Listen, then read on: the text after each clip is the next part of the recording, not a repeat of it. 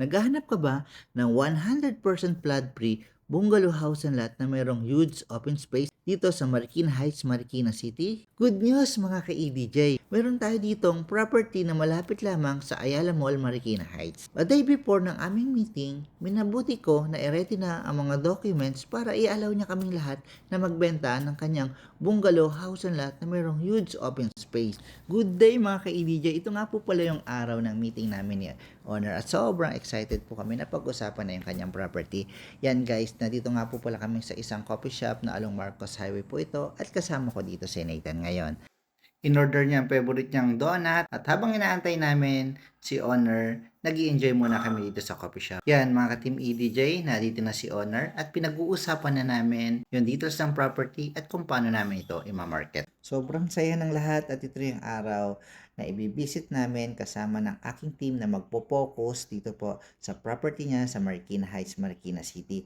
Alam niyo ba na yung bungalow na mayroong huge open space ay walking distance lamang dito sa CNB Mall at Ayala Mall, Marikina Heights, Marikina City. At itong area na to, napakaganda talaga ng paligid niya. Greenery ang paligid, ang ganda ng playground, napakalinis talaga ng Marikina City. Yan guys, kasama ko na yung aking mga ka-team na magpo-focus dito. Minabuti po muna namin na dumaan kami dito sa may nagtitinda ng prutas dito po sa tapat lang ng CNB Mall. Ang mapapansin mo talaga dito sa Marikina, napakalinis. Walang duda, ang Marikina City ang number 1 sa kalinisan. Lalo na tong Marikina Heights, Marikina City, bukod sa 100% flood-free, napakalinis pa at talagang mag-i-enjoy po ang bawat nakatira po dito. Papunta na tayo ngayon dito sa property.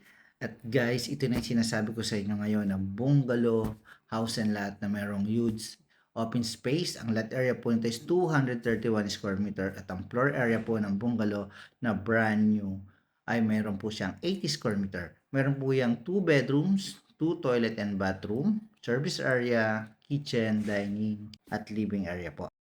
Yan guys, labas na tayo dito. Tingnan naman natin yung open space niya. Sa mga nais na mapanood ang full video nitong property, pwede nyo po itong mapanood sa aking YouTube channel. Thank you and God bless. Bye-bye!